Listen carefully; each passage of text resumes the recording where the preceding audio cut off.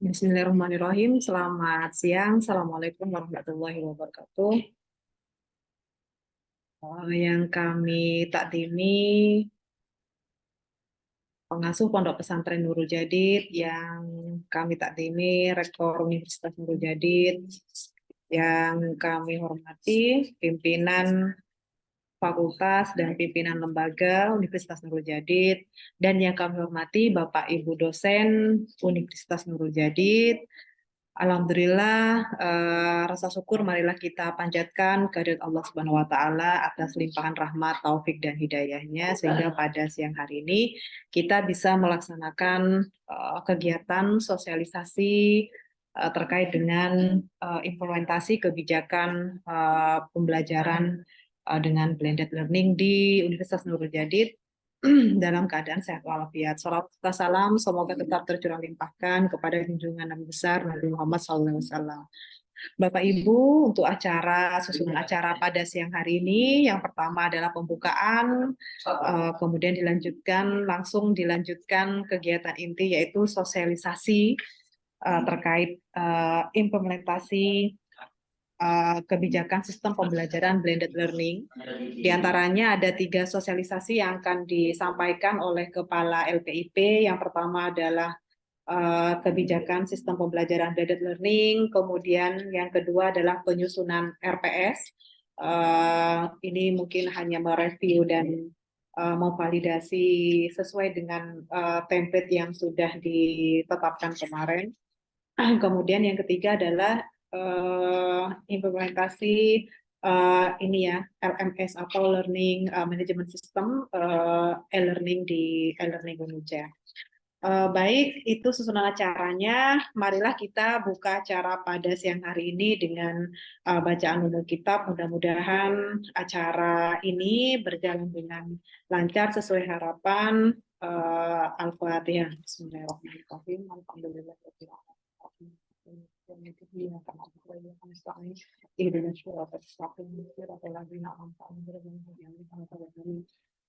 Selanjutnya saya serahkan langsung kepada Bapak Dr. Haji Husnul Muali MPD selaku Kepala LPIP untuk memberikan sosialisasi kepada beliau. Kami persilahkan.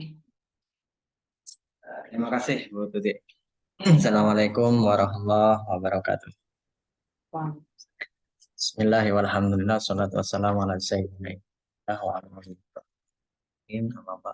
yang kita takdimi bersama pengasuh Pondok Pesantren Nurul Jadid, yang kita hormati bersama Rektor Universitas Nurul Jadid beserta seluruh jajaran rektorat di lingkungan Jadid, yang saya hormati para dekan, teman-teman ketua program studi, teman-teman di LPIP, kepala lembaga, serta seluruh adik di bawahnya, serta yang kami hormati pula Bapak Ibu dosen di Universitas Nurul Jadid. Pertama-tama marilah kita panjatkan puji syukur kehadirat Allah SWT yang telah memberikan rahmat serta hidayahnya sehingga kita bisa berkumpul bertemu ya di ruang virtual, di ruang dan tidak kurang satu apapun. Salawat serta salam semoga tetap tercurahkan kepada junjungan kita Nabi besar Muhammad SAW yang telah memberikan kita sehingga kita bisa membedakan mana yang ada. Bapak Ibu sekalian, yang ingin pertama kami sampaikan adalah ucapan yang tak terhingga karena Bapak Ibu sudah menyiapkan dan menyediakan waktu untuk kami melakukan sosialisasi kaitannya dengan beberapa kebijakan kaitannya dengan kebijakan pemberlakuan blended learning yang insya Allah juga akan diterapkan di semester ini. Harapannya nanti itu bisa berjalan dengan lancar, maka kami berusaha untuk menerjemahkan kebijakan yang sudah terbit kemarin. Sebenarnya hanya sekedar surat edaran, paling tidak itu menjadi landasan bagi kita semua untuk melaksanakan apa yang kita sebut dengan blended. Bapak Ibu sekalian, tadi sudah disampaikan oleh Bu Fiasuti bahwa ini ada 3 yang ingin kita bahas. Yang pertama adalah bagaimana implementasi kebijakan pemberlakuan blended learning itu. Terus kemudian yang kedua penyusunan atau implementasi dari blended learning itu sendiri menggunakan aplikasi learning management system yang sudah ada di kita yang kita sebut dengan Infonoja. Bapak Ibu sekalian, mohon izin untuk berbagi layar. Saya ingin coba untuk jelaskan kaitannya dengan, saya juga mencoba untuk raba-raba ya sebenarnya kebijakan itu seperti kebijakan yang akhir kemarin itu. Bapak Ibu sekalian, kebijakan itu kalau saya baca di awal itu sepertinya mengadaptasi dari indikator kinerja utama bidang pendidikan. Saya melihat bahwa itu ada 8 indikator kinerja utama kita, yaitu lulusan mendapat pekerjaan yang layak, kemudian yang kedua mahasiswa mendapatkan pengalaman di luar kampus, dan dosen berbaik kegiatan di luar kampus. Ini juga sudah terimplementasi kaitannya dengan MBKM, yang fleksibel dan mandiri sudah terimplementasi kemarin. Kemudian praktisi mengajar di dalam kampus, ini juga sudah, hanya saja ke depan kami berencana untuk mengoptimalkan kegiatan praktisi mengajar dalam kampus itu melalui dunia industri yang sudah berusaha dengan pihak-pihak mitra yang sudah bekerja sama dengan kita di Indonesia untuk mengampu mata kuliah yang sudah kita titipkan ke prodi-prodi berupa mata kuliah titipan Universitas Nurul Jadid. Di antaranya adalah bahasa Inggris, bahasa Arab, dan kewirausahaan. Dan akan kita tambahkan nanti dengan MKWU, yaitu mata kuliah wajib utama antara lain adalah agama, Pancasila, kewarganegaraan, dan kewarganegaraan, Pancasila, bahasa Indonesia ya, bahasa Indonesia. Terus Allah mulai semester depan sudah diberlakukan bahwa akan diampu oleh dosen-dosen praktik. Nah nanti berharap agar dosen-dosen itu akan lebih berfokus pada bidangnya yang pertama, yang kedua nanti dosen-dosen juga akan difokuskan untuk lebih mampu mengelola home based prodi. Memang ada aturan bahwa home tertentu, dosen home based tertentu lebih berpilih. Dan hasil kerja dosen digunakan oleh masyarakat itu yang nomor 5 itu sudah sedang berproses ya di teman-teman 3M, dan program studi bekerja sama dengan mitra kelasnya ini dan digagas oleh kemudian kelas yang kolaboratif dan pasif. Nah, ini Bapak Ibu, jadi sepertinya ini yang dituju oleh surat edaran kemarin bahwa kita ingin mencoba untuk mengoptimalkan kaitannya dengan pembelajaran yang sifatnya berpusat kepada berkarakteristik berpusat kepada mahasiswa. Kemudian yang terakhir adalah indikator kinerja. Yang terakhir adalah yang ke-8 adalah program studi berstandar nasional. Dalam hal ini kemarin beberapa perwakilan ya kemarin Pak Ainul Yakin dan Pak dari LPPM mengikuti ya, ada beberapa banyak yang sudah didiseminasikan kemarin dengan kami. Alhamdulillah kita sudah menemukan titik bagaimana sih program studi berstandar nasional kemarin. Itu Bapak Ibu, jadi dari situ sepertinya ya nih ya, kalau saya melihat itu bahwa ada perlu kebijakan strategi sistem pembelajaran. Sebutkan bahwa seluruh proses pembelajaran di lingkungan UNJA itu dilakukan dengan daring dan artinya kita diberi kebebasan, kita sebagai dosen diberi kebebasan untuk melaksanakan 2 moda belajar, baik yang daring maupun daring. Biasanya kita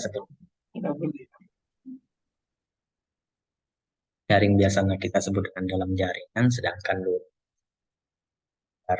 jaringan itu artinya online. Dan nah dari keduanya itu yang diturunkan menjadi beberapa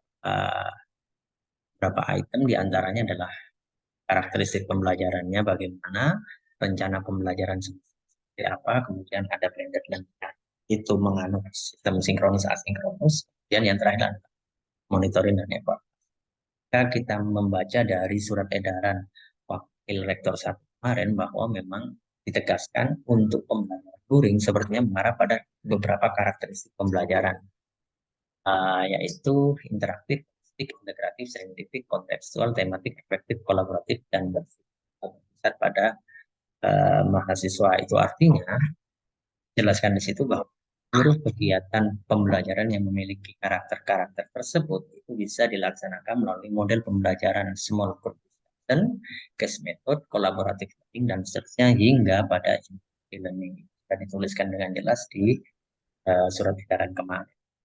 Jadi untuk implementasi karakteristik pembelajaran itu wajib hukumnya untuk masuk pembelajaran utamanya terutama pada moda luring atau offline. Sedangkan untuk yang daring, jika memungkinkan untuk bisa masuk, bisa dimasukkan.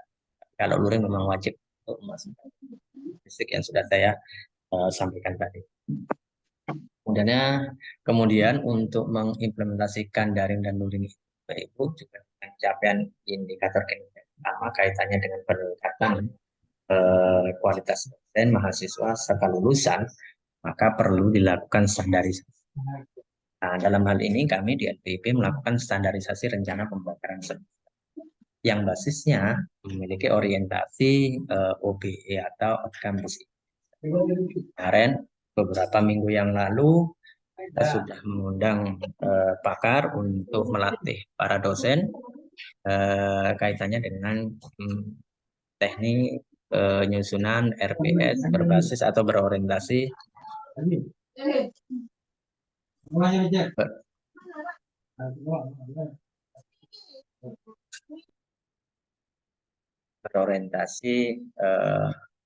OBE.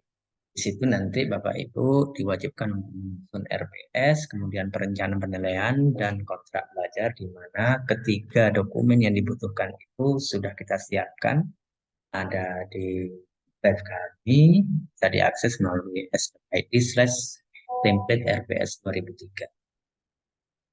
Tapi Bapak Ibu nanti juga harus, jika sudah selesai, Bapak Ibu juga harus mencantumkan tanda tangan sebagai bukti legalitas, kemudian disahkan oleh Ramsoti dan koordinator rumpun keilmuan untuk kemudian diunggah dalam platform.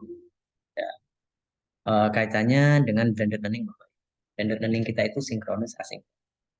Jika di tahun 2021 dulu, 2021 yang lalu, itu Wakil Rektor 1 pernah menerbitkan surat edaran kaitannya dengan blended learning. Pemisahan dari blended learning itu seputar moda belajar saja, yaitu daring dan luring, dan di lampiran itu dicantumkan jadwal perkuliahan yang diatur per fakultas. Karena itu kita menghadapi masa-masa COVID-19 ya. Seiring dengan berakhirnya COVID itu, dan paradigma dari blended learning itu juga sudah berubah. Artinya blended learning itu adalah penggabungan dari model pembelajaran yang berada dalam daring. Kita bisa sinkronisnya dilakukan secara langsung atau tatap muka, yang begitu sedangkan asinkronis tatap muka dan tidak terbatas ruang dan waktu. Nah, dalam implementasi blended learning itu di edaran itu akan memuat minimal 4 aktivitas. Kita tahu berpengalaman ya, berpengalaman menggunakan e-learning, kebetulan juga e-learning masih menggunakan Moodle seperti kemarin itu. Nah, ada standarisasi yang ditentukan oleh universitas, yaitu ada 4 aktivitas yang wajib masuk dalam setiap aktivitas, di mana satu aktivitasnya itu memiliki topik. Ada 4 aktivitas dalam satu topik atau satu pekan. Antaranya adalah kegiatan sinkron, dalam hal ini menggunakan Google Meet yang diperuntukkan Moodle, dan coba untuk melakukan simulasi itu. Kemudian bahan bacaan melalui aktivitas URL, kemudian unggah tugas seperti biasa, kemudian ada refleksi. Dan keempatnya, berdasarkan surat edaran itu disiapkan oleh pihak. Jadi kita tinggal mengisi. Wadahnya sudah ada, kontennya kita yang. Kemudian ada lagi yang terakhir adalah pelaksanaan monitoring dan evaluasi proses pembelajaran. Monet itu Bapak Ibu perlu kami sampaikan bahwa monitoring dan evaluasi pembelajaran kami hanya memfasilitasi, nanti seluruh hasilnya akan kami serahkan langsung kepada Kaprodi Jika prodi hanya terima data dari kami, terima laporan, yang mengumpulkan data adalah kami. Jadi saat jadi saat jadi jadi dilakukan monitoring evaluasi kemarin beberapa hari yang lalu, monitoring dan evaluasi nanti kami prodi itu sudah menerima laporan-laporannya dari kami untuk kemudian dilaporkan ke BNPB. Nah, karena barusan juga sudah dapat organisasi AMI untuk bersama-sama dengan prodi kita sama-sama menyediakan dokumen yang dibutuhkan untuk internal. Salah satunya adalah monitoring dan monef, monitoring dan evaluasi untuk kegiatan. Monef itu diperlukan data-datanya berupa kelengkapan perangkat pembelajaran S, RPP, perencanaan penilaian, serta kontrak belajar, dan kesesuaian perencanaan pembelajaran dengan pelaksanaan pembelajaran. Nah, kami sering berpikir bahwa selama ini yang dilakukan Monef itu hanyalah kehadiran dosen di kelas, sementara untuk konteks pelajaran itu sendiri atau materi itu tidak pernah. Yang begini, siapa tahu saya hanya hadir tapi di situ dulu. Saya kan nggak pernah tahu. Itu yang akan coba kita lakukan monitoring dan evaluasi. Apakah di situ ya, apa duduk-duduk. Ataukah dosen itu ngajar di situ, tapi banyak bercerita tentang dirinya dan masa lalunya, misalnya begitu. Itu yang sering terjadi ke saya. Saya lebih banyak bercerita, tapi jarang ngajar. Nah, itu. Kemudian yang terakhir adalah kaitannya dengan rekapitulasi penilaian pas UIS. Kesemuanya itu Bapak Ibu ada di, kita ambil data-data itu dari pembelajaran dan perencanaan pembelajaran, relevansi atau kesesuaian antara pembelajaran dengan pelaksanaan pembelajaran. Dan yang terakhir adalah rekapitulasi penilaian dari tugas, kuis, maupun kelas. Terus kemudian muncul pertanyaan, segitu ruwetnya Pak? Ya, karena kita sudah punya beberapa, kita kemarin, minggu yang lalu kalau nggak salah, itu pihak PDS minta kepada kami, ke LPP, kaitannya dengan pengisian indikator kinerja utama. Salah satu adalah, bentar Bapak Ibu.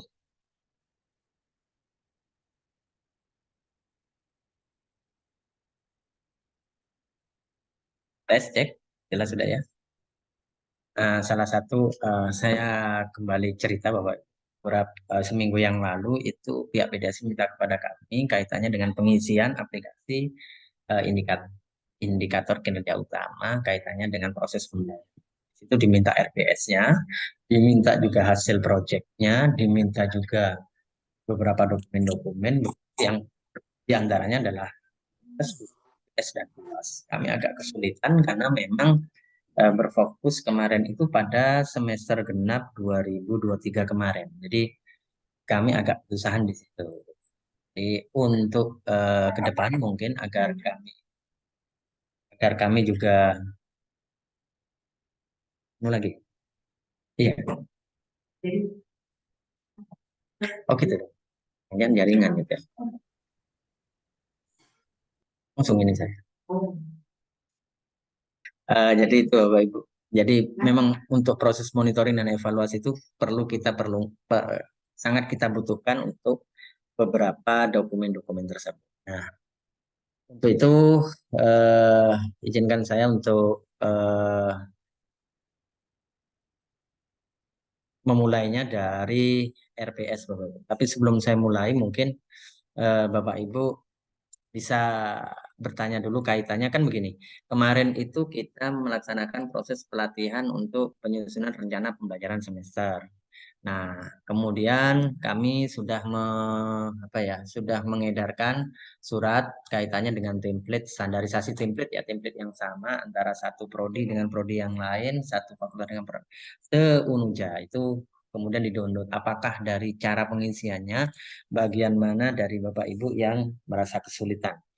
Monggo silahkan kalau ingin ditanyakan. Jadi paling tidak saya kalau memang perlu menjelaskan dari awal ya saya jelaskan gitu Bapak Ibu. Monggo, perwakilan aja mungkin. Kalau tidak ada yang menyampaikan, saya anggap Mungkin dipastikan Pak Jusnul bahwa Bapak Ibu dosen sudah mendownload oh iya demo. iya iya. Ada yang Oh iya tidak iya. tahu. Iya iya. Kemarin Baik baik. Jadi saya mulai saja dari awal ya. Sebagaimana dengan surat yang sudah kami kirimkan di beberapa grup itu bahwa kita sudah melakukan standarisasi template untuk RPS, RPP, dan rencana penilaian.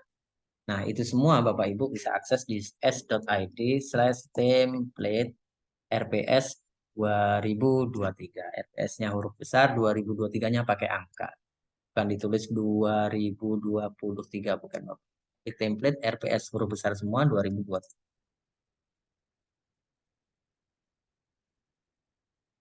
Nah, di sini kita punya 4 template.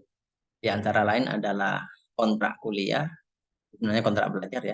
Kemudian ada template untuk rancangan penilaian, ada juga template RPS, RPP, dan ada template RPS. Mungkin saya berfokus ke RPS saja. Kita tinggal download ini Bapak Ibu.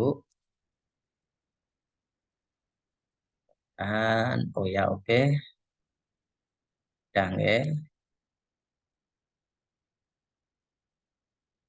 Bentar, Bapak Ibu.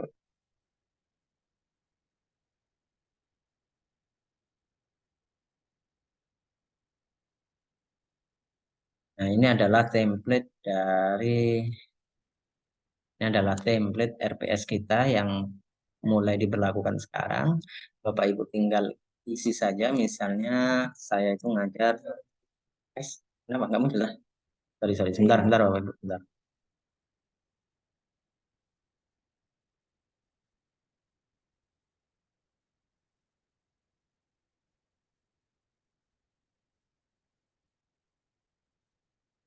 Nah, ini adalah template-nya Bapak Ibu, template untuk RPS. Di sini tadi ada tuliskan nama mata kuliah di sini, Bapak Ibu tinggal tuliskan saja, misalnya saya ngajar statistik pendidikan, gitu ya. Kemudian program studinya apa? Kemarin saya ditugasi oleh teman-teman di Prodi Pendidikan Agama, Agama, Fakultas Agama Islam. Ini hal-hal yang mudah sih sebenarnya. Kemudian tinggal isikan saja program studinya seperti barusan, fakultasnya apa, kemudian di sini ditulis mata kuliahnya apa, ya, terus kemudian di kodenya apa, rumpun keilmuannya apa, dan lain sebagainya. Kemudian tuliskan nama dengan gelarnya Bapak Ibu, misalnya Dr. Sri Astuti Handayani, MKes, ya, MKes. Terus kemudian koordinator rumpun keilmuannya siapa? Kalau nggak tahu bisa ditanyakan ke teman-teman prodi. Kemudian ketua program studinya siapa? Sebutkan saja namanya di sini. Tuliskan namanya. Kalau nggak tahu ketua program studinya, tanya ke dekannya. Kemudian CPL yang dibebankan pada mata kuliah. Kemudian kita susun CPMK-nya, baru sub CPL. Nah, Bapak Ibu sekalian, CPL ini dari mana kita peroleh CPL? Bapak Ibu bisa langsung kontak dengan teman-teman ketua program studi.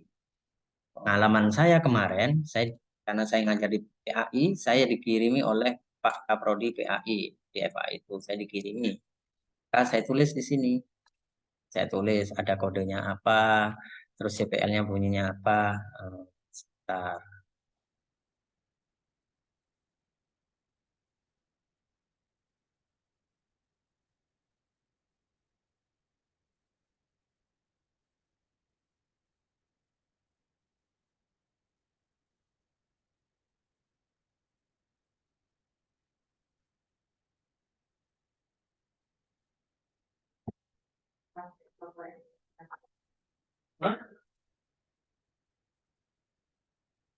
Nah, ini Bapak Ibu, saya sudah nyusun ini. Keliru lagi. Sorry, bentar, bentar, bentar. Kemarin saya udah ada sedikit. Bentar, Bapak Ibu, nggih. Sabar. Oh, ini.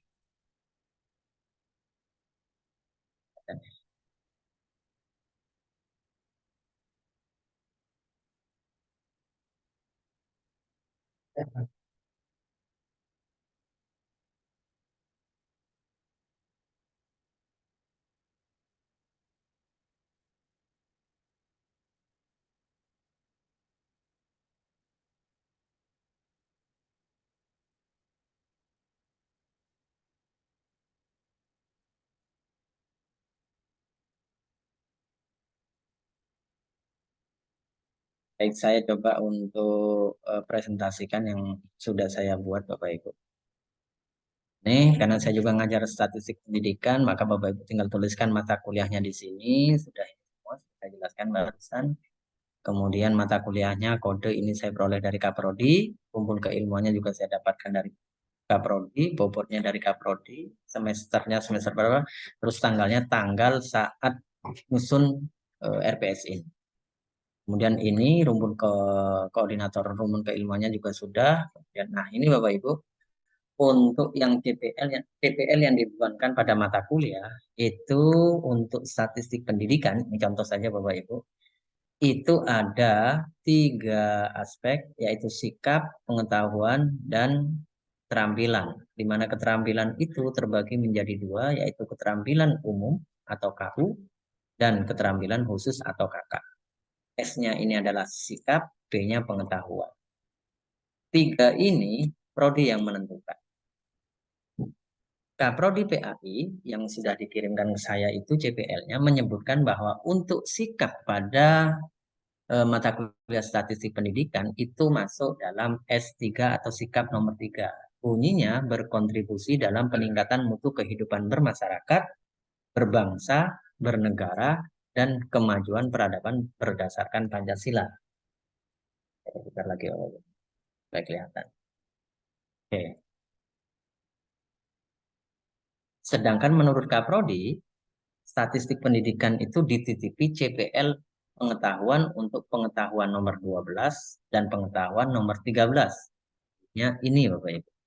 Sedangkan P13-nya bunyinya ini. Bapak Ibu ya. Kemudian dititipkan juga aspek keterampilan umum, yaitu aspek keterampilan umum nomor 3. Bunyinya ini. Sedangkan keterampilan khususnya bunyinya ini. Bapak Ibu. Itu ya. Kemudian untuk menyusun CPMK, nah ini Bapak ya agak sulit di sini. CPMK itu merupakan capaian pembelajaran mata kuliah. Ini bukan Kaprodi yang nyusun Bapak Ibu, tapi kita sebagai dosen. Untuk statistik ini, untuk statistik pendidikan, saya meramu menjadi 3 CPMK, di mana CPMK itu diperoleh dari gabungan atau murni dari CPL. Contoh, pada CPMK 1, saya menuliskan bahwa mampu memahami konsep pengolahan data dalam teknik perencanaan dan desain, serta evaluasi pembelajaran BI berbasis teknologi informasi komunikasi. Itu saya peroleh dari pengetahuan nomor 12. Kemudian, berdasarkan prinsip dan isu terkini tentang fungsi dan manfaat teknologi, khususnya teknologi informasi dan komunikasi yang relevan untuk mengembangkan mutu pembelajaran. Itu kita ambil dari P13. Nah, jadilah. Kemudian di CPMK 2 itu merupakan implementasi atau turunan dari KU3. Ya, dari KU3, yaitu mampu mengkaji implikasi pengembangan nanti. Mampu mengkaji implikasi pengembangan atau implementasi ilmu pengetahuan teknologi yang memperhatikan dan menerapkan nilai humaniora sesuai dengan keahliannya berdasarkan kaidah, tata cara, dan etika ilmiah dalam rangka menghasilkan solusi gagasan desain atau kritik seni.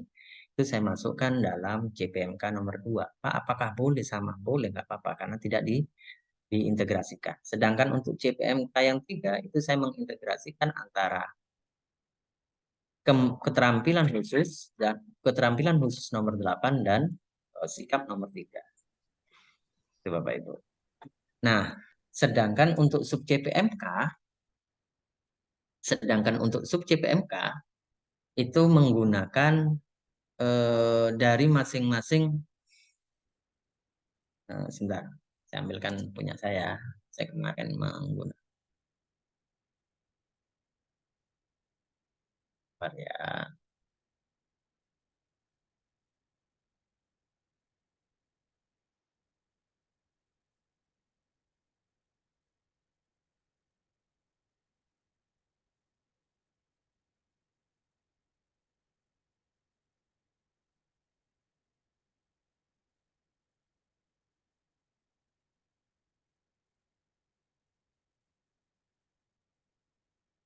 Ya, dah.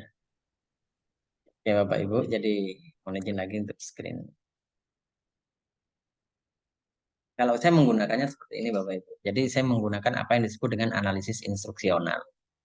Dalam hal ini sudah saya coba untuk uraikan yang saya sampaikan tadi bahwa saya mendapatkan berapa tadi? Itu 2, 3, 5 ya. Ada 5 CPL yang dibebankan pada mata kuliah statistik pendidikan yang saya ampu.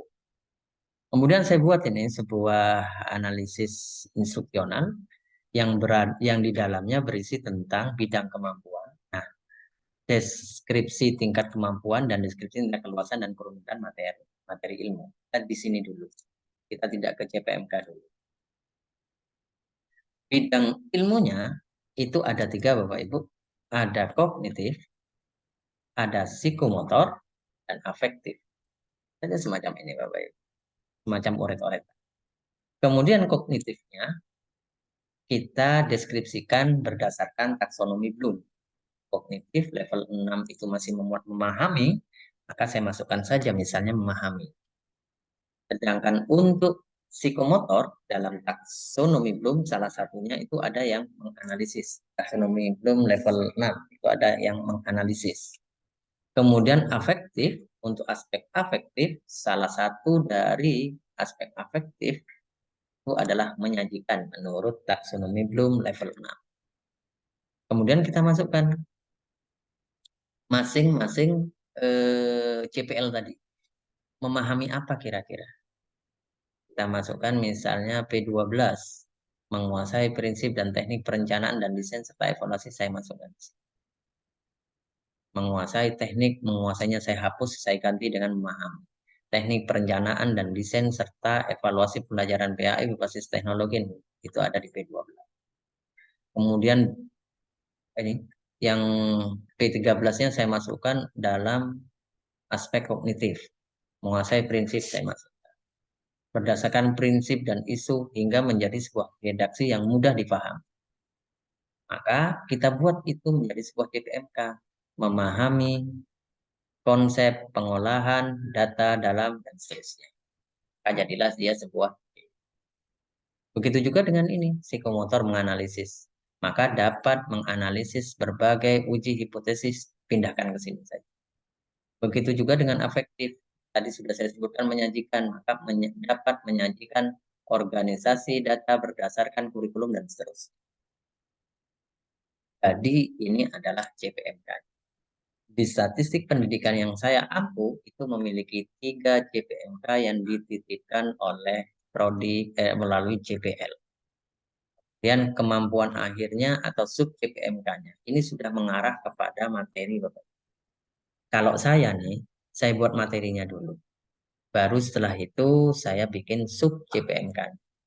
Tapi idealnya memang harus buat sub CPMK-nya untuk bisa lahir materi. Misalnya, untuk memahami konsep pengolahan data dalam teknik perencanaan dan seterusnya, kemampuan apa yang diperlukan oleh mahasiswa? Di sini ada 3 kemampuan, yaitu menjelaskan konsep dasar penelitian dan statistik dalam penelitian. Maka materinya kita sebutkan sebagai penelitian dan statistik. Kemudian yang kedua, kemampuan mahasiswa itu mengidentifikasi jenis ukuran pemusatan data dan penyebaran data. Maka materinya jenis-jenis ukuran pemusatan data. Kemudian memahami konsep dasar pengujian hipotesis dalam statistika, itu ada 2 materi. Tidak masalah kalau dalam satu sub CPMK ada 2 materi. Itu Bapak Ibu. Begitu juga dengan yang psikomotor. Di situ CPMK-nya adalah dapat menganalisis berbagai uji hipotesis dan seterusnya. Bisa Bapak Ibu baca di sini. Kelihatan ya.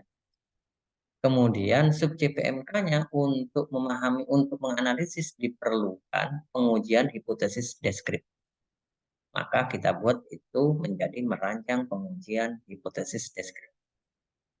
Kemudian diperlukan juga pengujian hipotesis komparatif misalnya untuk untuk mencapai CPMK ini. Merancang pengujian hipotesis asosiatif ini juga diperlukan. Ini semua adalah perspektif dan kesiapan dari Bapak Ibu dosen sekalian. Dan begitu seterusnya.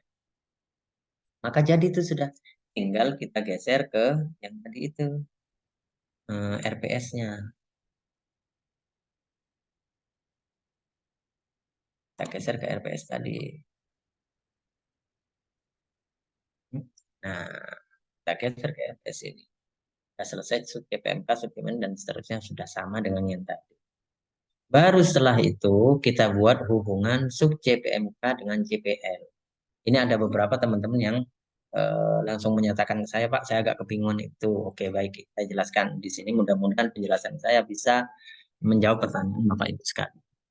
Bapak Ibu sekalian, ini adalah tabel atau matrik keterhubungan atau keterkaitan sub CPMK dengan CPL.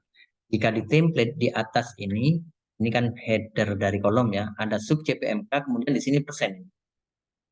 Oh ya, ini persen. Sorry. Nah, ini persen kan Bapak Ibu. Itu kita ubah menjadi CPL. Karena yang dihubungkan adalah sub CPMK dengan CPL. Maka kita buat di sini CPL.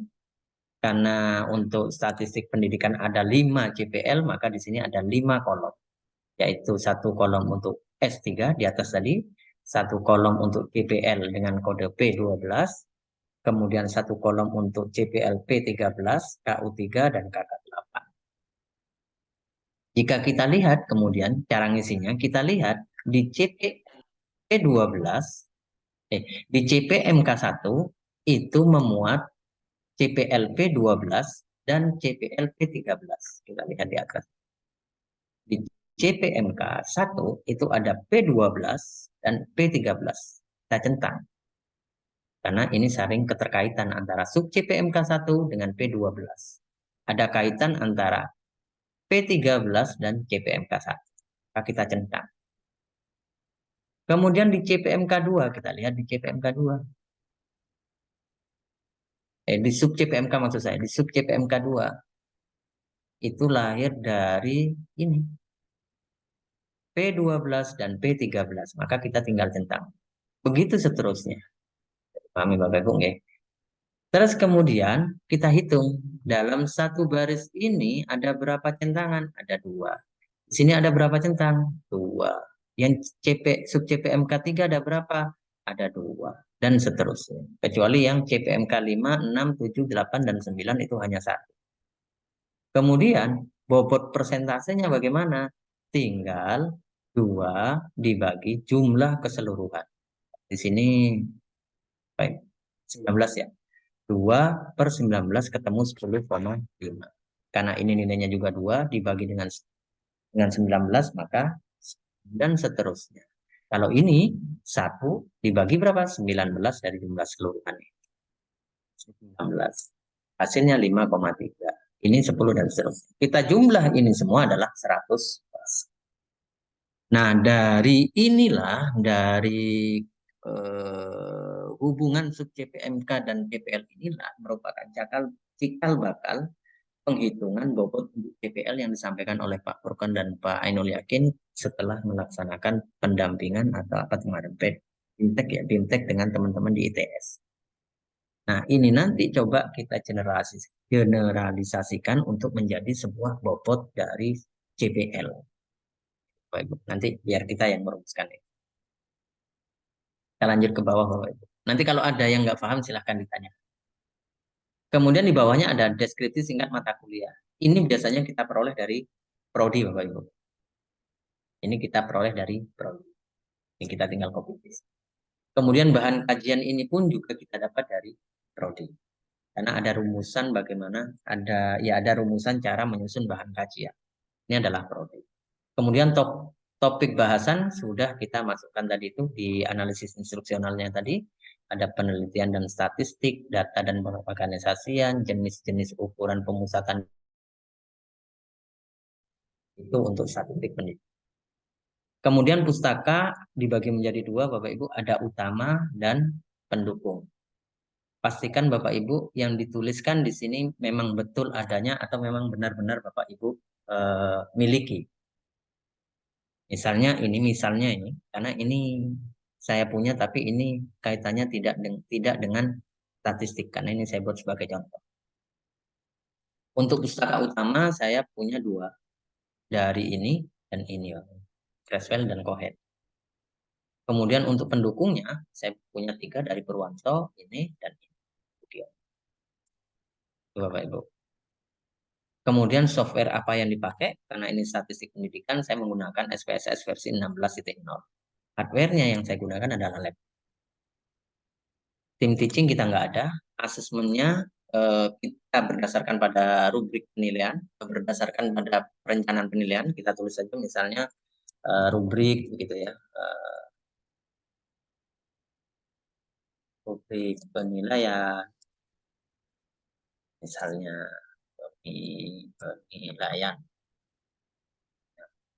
Kemudian syarat mata kuliah saya biasanya di analisis penelitian dasar, desain penelitian dan analisis data kuantitatif. Biasanya ini prodi, nanti Bapak Ibu bisa tanyakan ke teman-teman prodi. Ada atau tidak ada. Kalau memang ada, apa mata kuliah syarat?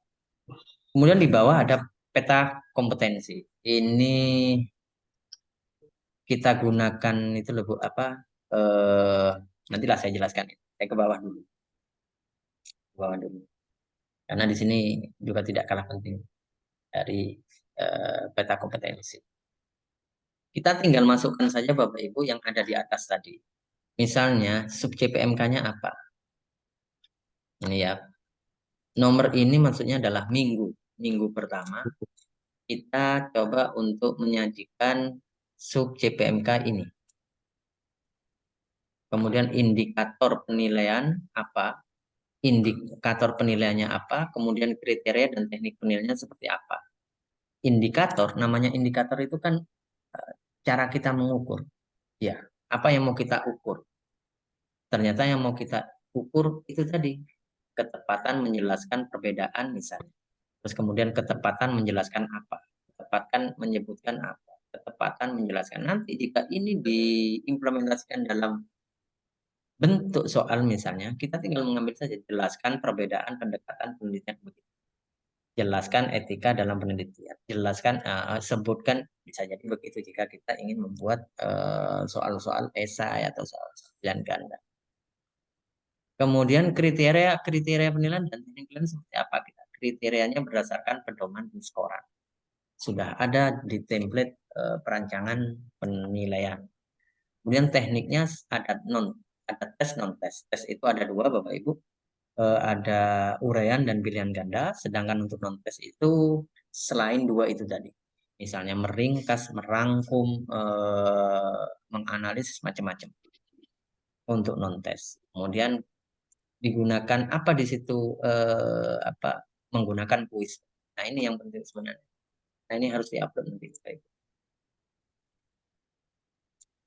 Kemudian di kolom berikutnya ada bentuk pembelajaran, metode pembelajaran, penugasan mahasiswa, dan estimasi waktu. Ini kaitannya dengan kebijakan pemberlakuan blended learning tadi.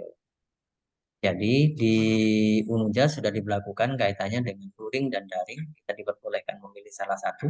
Kalau mau menggunakan luring ya berarti kita butuh ketemu secara tatap muka, offline secara offline maksud saya. Sedangkan untuk daring kita tidak perlu ketemu secara offline tapi kita online. Itulah kata. Kemudian bentuk pembelajarannya untuk luring itu menggunakan kuliah. Karena ada macam-macam itu, ada kuliah, seminar, apa macam-macam itu. Kemudian metode pembelajarannya dengan menggunakan diskusi. PB ini proses belajarnya 1 kali 2 kali 50 menit. Kemudian tugasnya menggunakan, ini proses belajarnya Bapak Ibu, 1 kali 2 kali 50 menit. Kemudian tugas itu kita beri nomor, tugasnya apa? Menyusun ringkasan dalam bentuk makalah, kembali ke sini tadi. Kembali ke kriteria dan teknik. Menyusun ringkasan dalam bentuk makalah tentang penelitian dan statistik.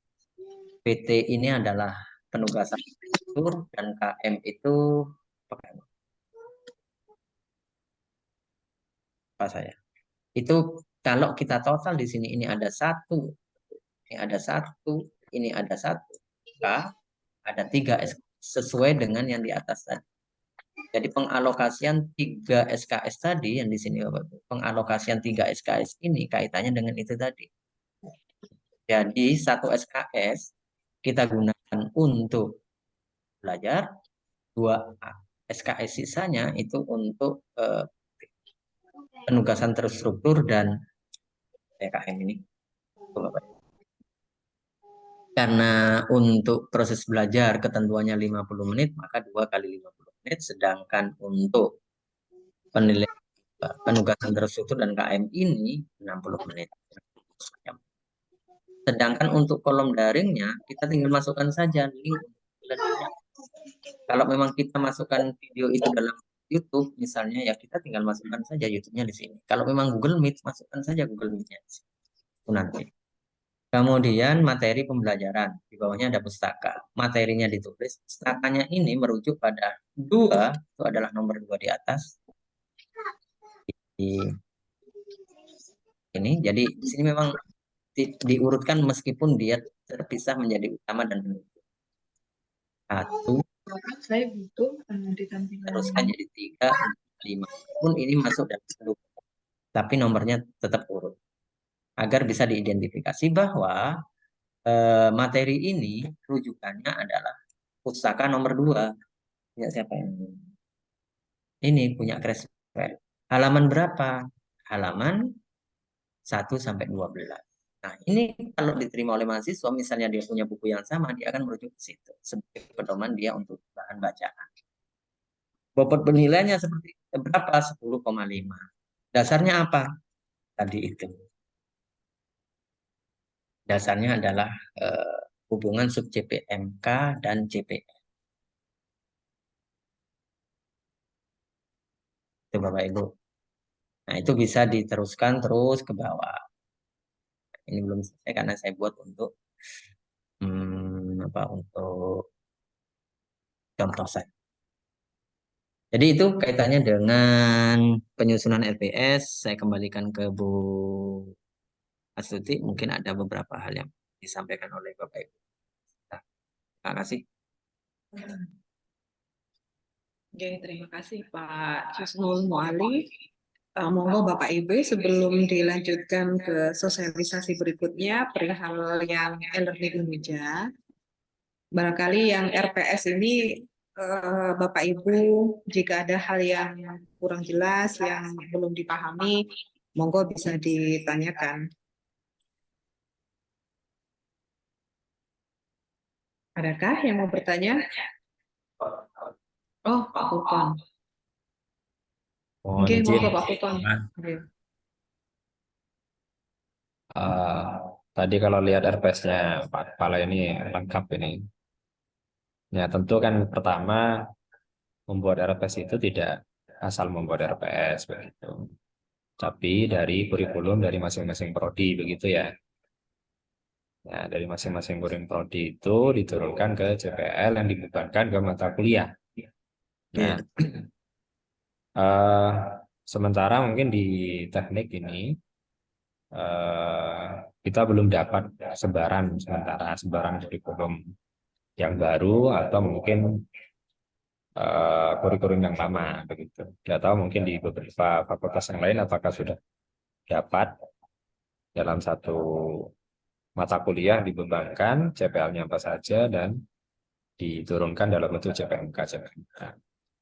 Nah, harapan saya sebetulnya dari kegiatan yang dilakukan oleh LPP kemarin dengan mendatangkan pakar, ini masing-masing prodi minimal ini melakukan tindak lanjut dengan bentuk menyepakati barangkali ya, biar tidak membuat satu-satu barangkali dosen itu tidak membuat mandiri, tapi minimal dikoordinir dulu oleh Kaprodi sehingga bisa dipahami.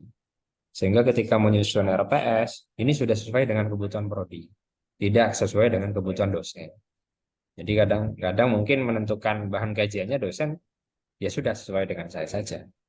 Nah, barangkali follow up-nya masing-masing prodi, mumpung ini mau ada jeda 10 hari, ya mungkin bisa dimanfaatkan daring lah, biar tidak ketemu daring. Kemudian di learning itu kan ada permintaan RPS ini. Nah, ini sampai kapan kira-kira Pak Kepala?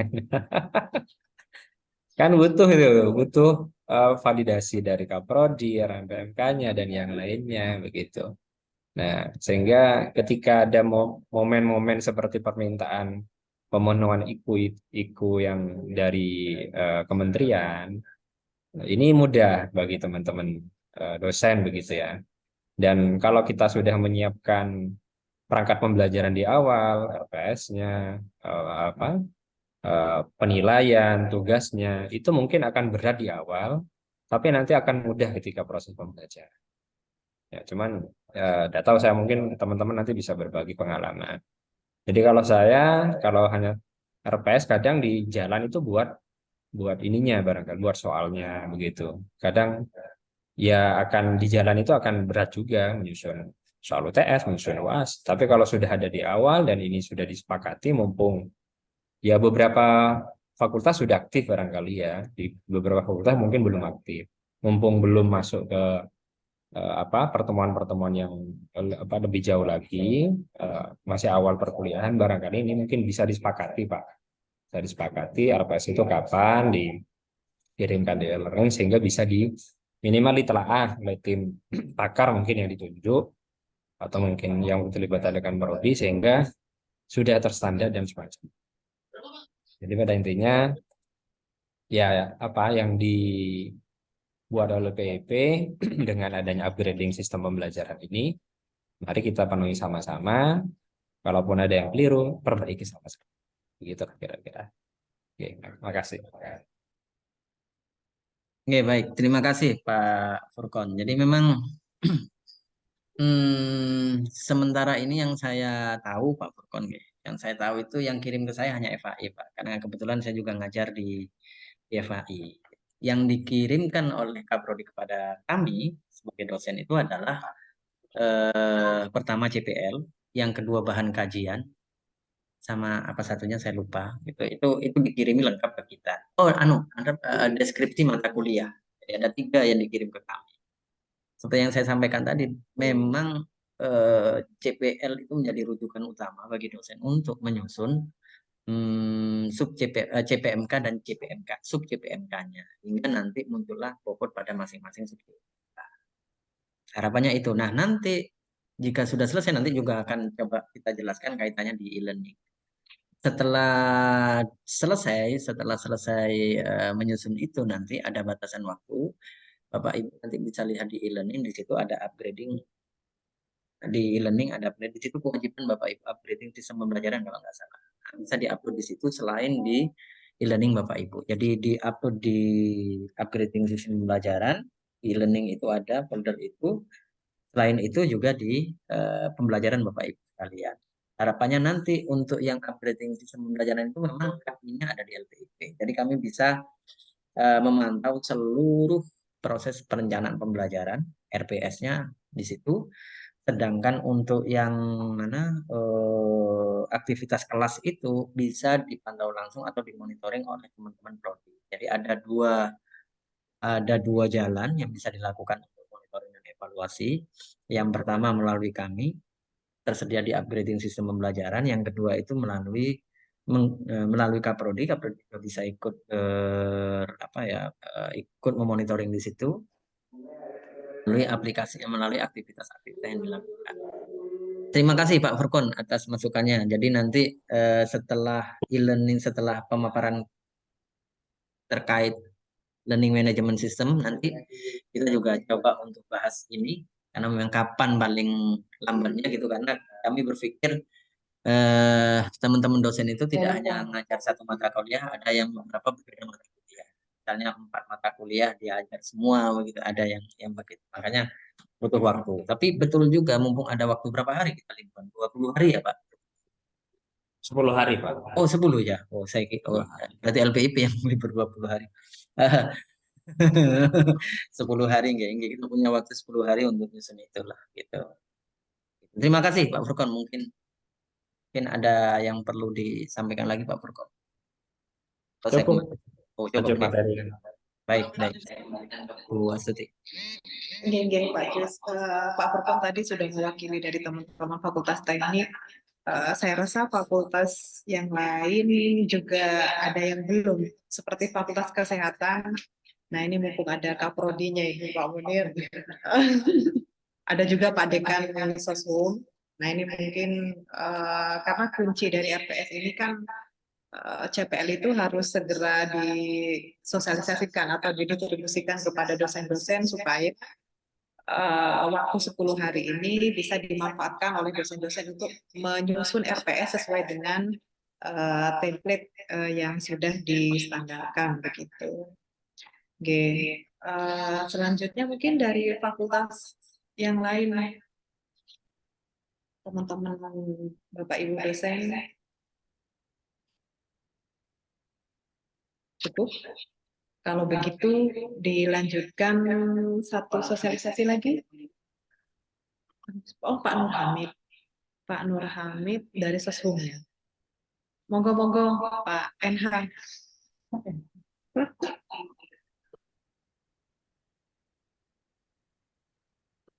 Pak Nur Hamid, halo. Ini sedang Oh. Halo, suara saya jelas? Banget, jelas banget Pak. Ya, saya mau menanyakan terkait CPMK, karena tadi disampaikan bahwa CPMK itu tentunya yang mengerjakan itu adalah yang membuat CPMK itu kan dosen. Nah, saya mau tanya terkait dengan redaksi karena tadi disebutkan taksonomi belumnya. Nah, kalau misalkan di CPL itu menguasai, kemudian di CPMK itu secara redaksi sebaiknya saya tulis seperti apa gitu. Nah, itu yang pertama. Yang kedua mungkin lebih ke usulan, karena di dokumen yang diminta itu kan ada beberapa, ada kontrak kuliah, kemudian ada RPS, selain itu ada lagi satu lagi saya lupa. Nah, barangkali mungkin karena isiannya itu banyak yang sama, apa boleh seandainya meskipun tidak dalam bentuk sistem informasi, minimal ada model file spreadsheet atau Google Sheet yang tadi ketika kita input itu langsung otomatis di inputannya lain terisi. Karena kalau misalkan kita mengisi dengan hal yang sama itu kayak mengulang pekerjaan yang sama gitu. Apalagi yang tentang perhitungan tadi. Kalau perhitungannya mungkin karena saya orang matematika mungkin gampang ya. Tapi beberapa orang mungkin akan kesulitan melakukan perhitungan itu, bisa jadi. Gitu aja sih Bu, terima kasih. Oke, siap Pak Nur. Baik, terima kasih. Meskipun agak cepat ya, saya juga harus cepat mendengar. Menguasai itu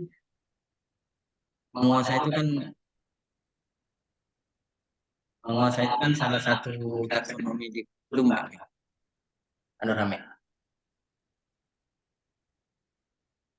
Ini Pak, sama kayak memahami mungkin. Oh, berarti di CC4-nya mungkin. Berarti kalau di aspek itu di taksonomi belum itu lengkap. Jadi kalau dia itu menguasai, nanti redaksi untuk itunya apa. Kemudian kalau memahami itu apa? Ada di sini. Enggak apa. Ada semua. Itu yang pertama. Terus kemudian yang kedua, saya rasa nggak terlalu sulit Pak ya kalau misalnya urusan penghitungan itu, karena kan satu dosen itu kan tidak lebih, sub PMK-nya sih berapa sih, paling banyak 16 mungkin ya, paling banyak sudah 16 itu, paling banyak itu, jadi tinggal bagikan saja sih menurut saya itu, karena sekarang sudah ada ada kalkulator, ada macam-macam yang bisa digunakan. Itu sih menurut saya Pak Inha. Boleh nambah dikit? Boleh, banyak juga nggak apa-apa. Bukan di sananya sebenarnya Pak. Jadi kalau misalkan kita lihat di mana di kontrak perkuliahan maupun RPS itu Ya, banyak isian yang sebenarnya itu sama. Jadi ya. contoh misalkan di RPS ada mata kuliah, kemudian ada SKS, ada kode mata kuliah, yang itu nanti diisi lagi di kontrak kuliah. Nah, barangkali ada satu Oh ya. template-nya mungkin dalam bentuk spreadsheet misalkan gitu. Jadi kalau misalkan kita isinya cukup di RPS, di kontrak kuliah sudah otomatis terisi. Barangkali seperti itu, Pak Mas. Ya, oke, baik. Terima kasih atas Ya. masukannya, Pak Nur Hamid. Itu sudah kita susun alurnya, Pak. Sudah kita sampaikan ke teman-teman di BDSI, dan itu dalam proses membangun sekarang.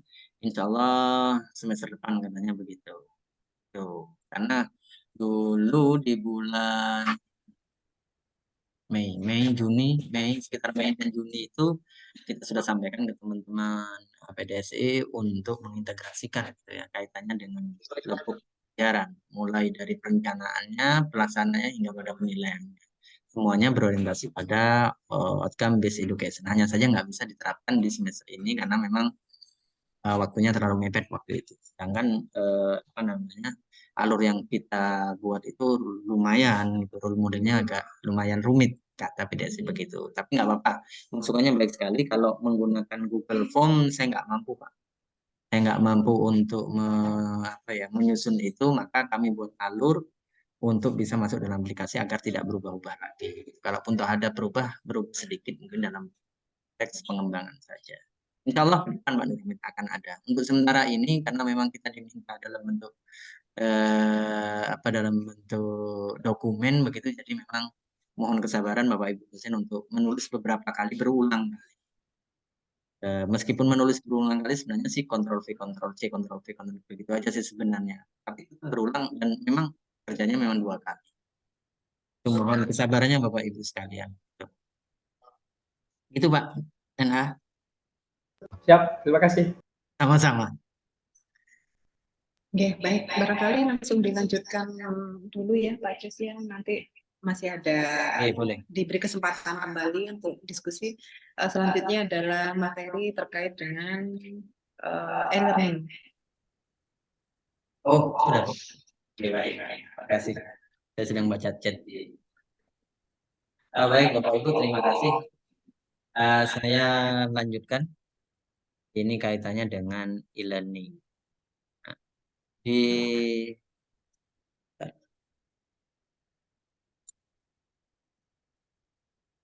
saya berbagi layar dulu, Bapak Ibu.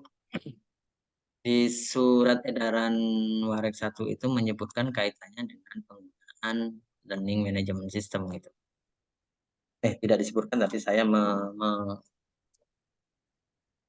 menerjemahkannya begitu. Baik Bapak Ibu, untuk penggunaan e-learning UNUJA. Biasa kita masuk dulu dalam ad.unuja.ac.id, kemudian kita login, kemudian kita klik e-learning. Untuk sementara Bapak Ibu, ini belum selesai. Nah, ini yang saya sebut, nanti saja sudah saya sampaikan kaitannya dengan aplikasi pembelajaran. Nanti Bapak Ibu dihadapkan pada beberapa mata kuliah, gitu ya, beberapa kelas. Nanti tampilan dari e-learning kita akan semacam ini.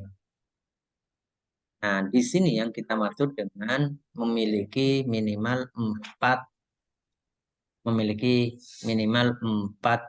aktivitas. Kalau di sini kita perbanyak. Jadi di bagian ini Bapak Ibu bisa upload RPS-nya, kemudian rancangan penilaiannya dan kontrak belajar. Kenapa di sini berbunyi download? Karena nanti begitu diakses mahasiswa ini bunyinya adalah download. Jadi ini memang kita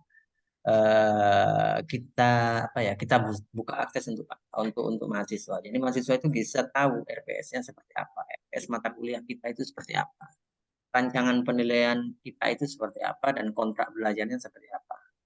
Harapannya mahasiswa bisa baca itu dan belajar itu. Kemudian ada beberapa aktivitas Bapak Ibu. Yang pertama adalah kegiatan sinkron karena sudah disampaikan di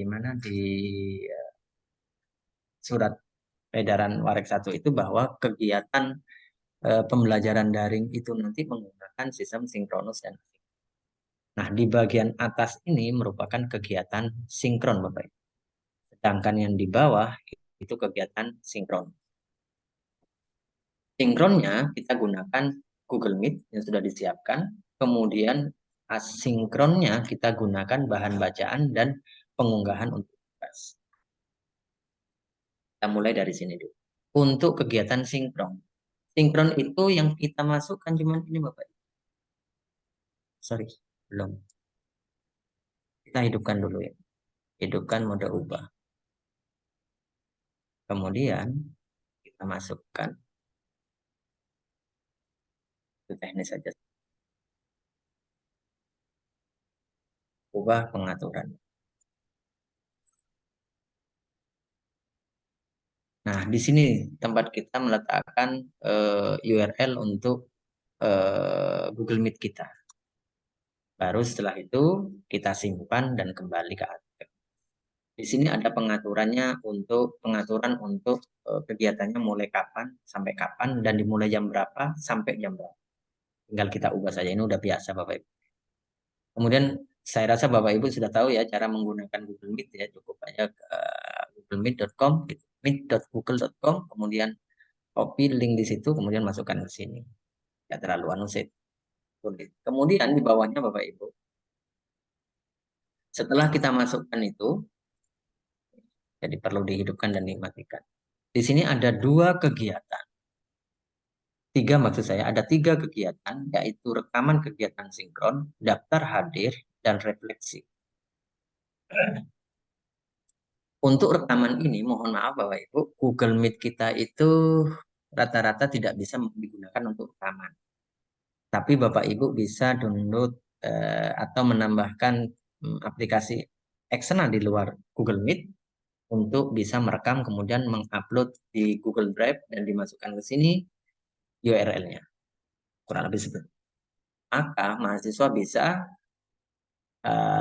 mengakses itu jika mereka lupa gitu. Mereka lupa maka ingin mengulang penjelasan-penjelasan dari dosen bisa diakses di sini. Melihat siaran ulang. Kemudian setelah proses ini dilakukan, kegiatan sinkron dilakukan, selesai Bapak Ibu. Maka mahasiswa dipersilahkan untuk mengisi daftar hadir. Tinggal klik saja, kemudian itu ada penjelasannya di situ, tinggal klik selesai. Dan daftar hadir ini hanya bisa diakses setelah kegiatan sinkron. Caranya cukup Bapak Ibu ini. Nah, pertama buat sesi. Di sesi itu Bapak Ibu, tanggalnya, kebetulan tanggal hari ini ya, kita buat misalnya jam berapa sampai jam berapa. Baru setelah itu diperbolehkan siswa untuk merekam daftar hadir mereka sendiri. Ini dicetak Bapak Ibu. Yang lain biarkan sudah. Baru setelah itu add. Nah, di sini tertulis session. Ini ini saya atur lagi aja. Berapa ini? 15 sampai misalnya 15:20.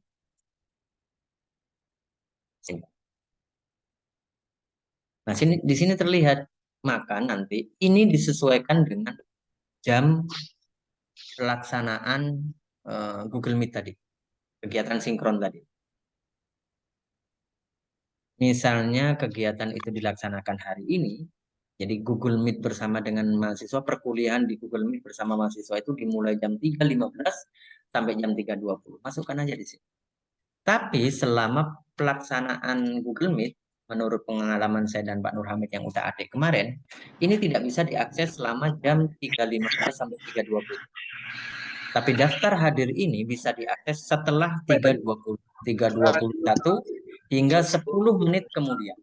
Artinya jika mahasiswa tidak segera melakukan pengisian daftar hadir, maka dianggap tidak hadir. Jadi diingatkan kepada mahasiswa, setelah ini tolong isi daftar hadir. Bapak Ibu sampaikan seperti itu.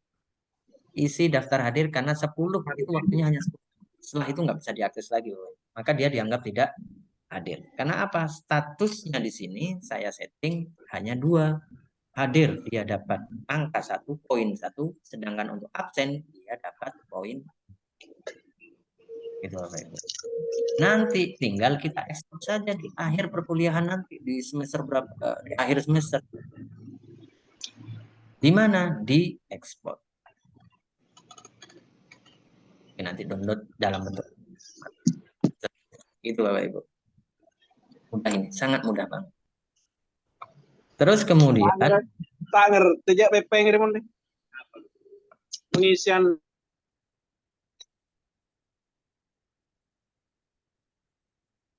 baik Bapak Ibu, jadi itu kemudian setelah mengisi daftar hadir, mahasiswa itu dipersilakan untuk melakukan refleksi. Refleksi ini berupa pertanyaan-pertanyaan kaitannya dengan proses perkuliahan dilakukan sebelumnya.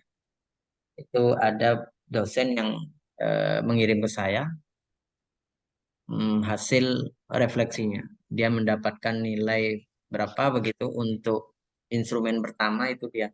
Instrumen nomor 1 100%, saya memahami begitu kan kata mahasiswa. Kemudian instrumen kedua itu apa? Dari situ semua. Ini yang mengisi mahasiswa Bapak Ibu.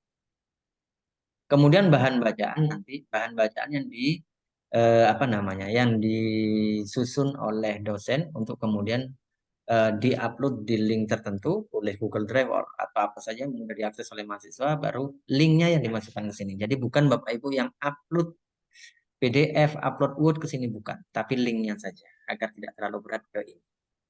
Untuk ngaksesnya supaya tidak terlalu berat. Maka yang masuk ke sini hanya linknya untuk bisa diakses oleh mahasiswa. Kalau mahasiswa mau baca silahkan baca, kalau download ya silahkan.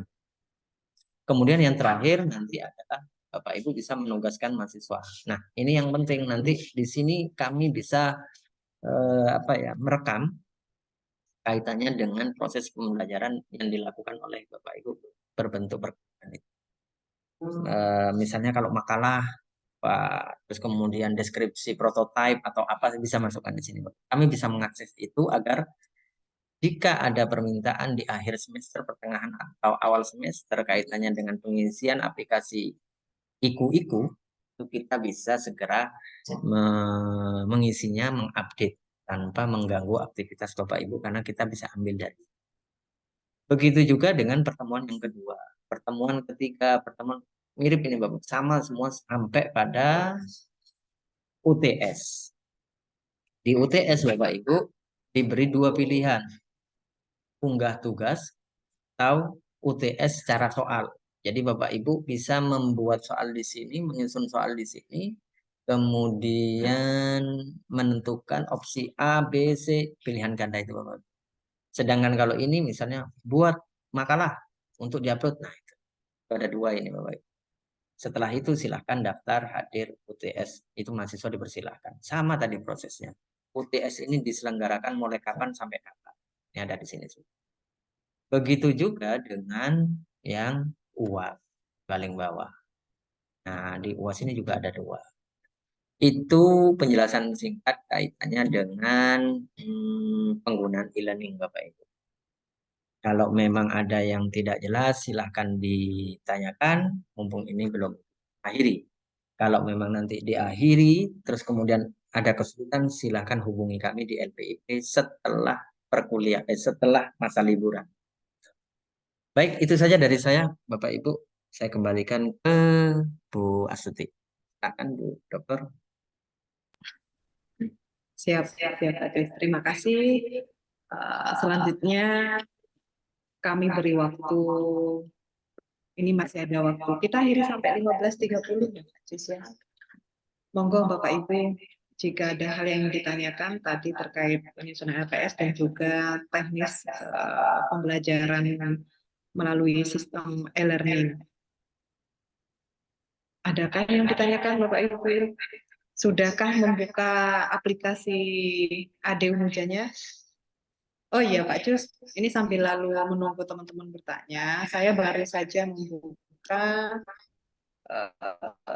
ini belum muncul, berarti ini ya, untuk mata ajar yang saya ambil, belum muncul di e-learning, ini berarti di fakultas ya. Punya Bu nanti belum muncul di e-learning. Itu maksud saya kan kalau muncul kita bisa simulasi bareng gimana sih? Oh gitu. Iya.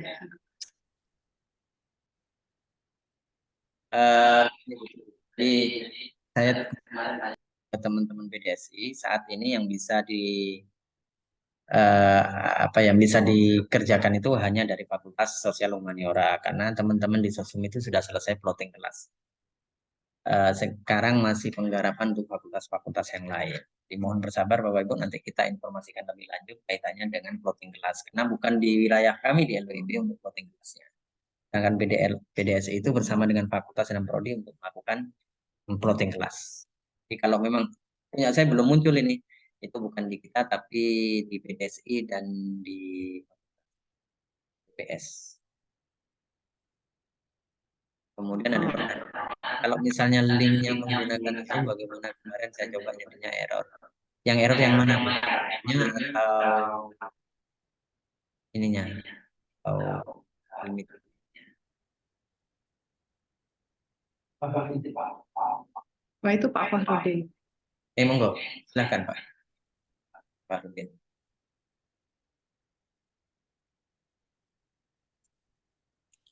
Baik, terima kasih Bapak Jus dan Ibu Astuti. Terima kasih atas kesempatannya. Kami sudah membuka aplikasi e-learning. Bahwasannya sudah lengkap rupanya apa yang sudah dipaparkan oleh Pak Jus. Di e-learning juga sudah lengkap bahwa blended learning sinkronus dan asinkronus itu. Dan yang kami tanyakan terkait dengan apabila perkuliahan ini ada blended learning, luring dan daring, apakah di perkuliahan secara luring itu juga perlu direkam sedetail mungkin di e-learning? Dan jika iya, mohon diarahkan apa saja yang perlu direkam Pak di e-learning. Begitu yang pertama. Dan yang kedua, mungkin dari Pak Jus ada masukan terkait dengan aplikasi eksternalnya yang kita menggunakan Gmeet karena masing-masing dosen, pengalaman teman-teman dan kami juga itu rata-rata tidak menggunakan Zoom, pakai Gmeet. Dan cara merekodnya kalau memang ada aplikasi eksternal, mohon informasinya Pak Jus. Begitu. Nah, itu yang kedua. Itu pertanyaan dari saya Pak Jus. Terima kasih atas kesempatannya. Baik, terima kasih. Ya. Saya. Baik, terima kasih Pak Fahrudin. Yang pertama saya coba untuk saya jawab. Bagaimana kalau misalnya kita luring gitu ya? Apakah semua harus terekam atau terekod dengan baik? Yang terekam hanya tugasnya Pak. Jadi Bapak itu kan kalau misalnya menggunakan luring, yang kita butuhkan adalah penugasan mahasiswa itu. Jadi sifat asinkronusnya itu yang kita butuhkan saat Bapak luring. Kalau Bapak daring, dua-duanya yang kita butuhkan. Kalau luring, Bapak ada yang kita butuhkan hanya data terkait dengan, jadi penugasannya itu melalui e-learning, intinya begitu. Penugasannya melalui e-learning. Misalnya mau buat kuis, silahkan ditambahin nggak apa-apa. Karena Unuja itu hanya mewajibkan minimal 4 aktivitas. Sudah saya sebutkan. Penambahannya diberikan dan dimandatkan kepada dosen. Tergantung bagaimana dosen melakukan pengembangan pada aktivitasnya. Mau kuis, mau soal, mau terserah dalam satu topik.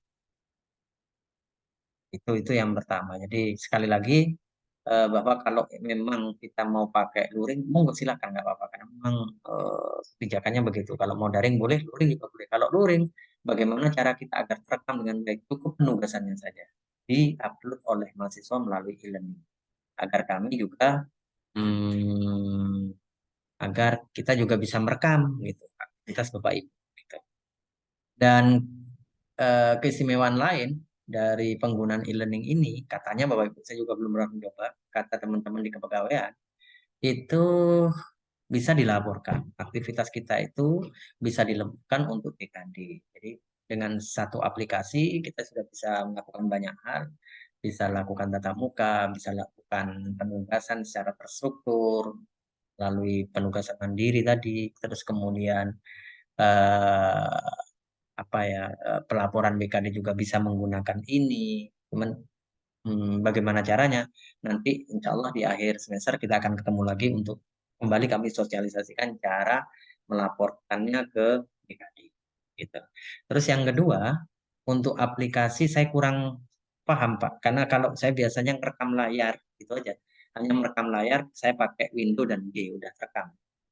Tapi fasilitas atau fitur ini tidak ada di semua laptop. Seperti misalnya laptopnya Pak Ahmad Fawaid yang buah apel terbelah sedikit itu nggak bisa mungkin pakai Windows dan D terus kemudian merekam secara otomatis, nggak bisa, karena memang hanya harganya saja yang mahal, cuman fitur minim. Gitu. Itu pengakuan Pak Edi begitu. Makanya kami nggak bisa merekomendasikan menggunakan fitur itu karena tidak semua laptop atau PC bisa begitu.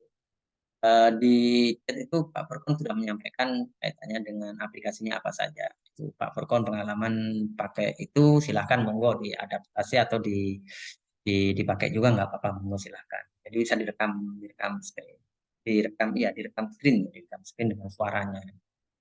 Itu Pak dari dua pertanyaan Pak Rutin. Oke, terima kasih. Ini masih boleh satu lagi Pak Jus. Monggo silahkan.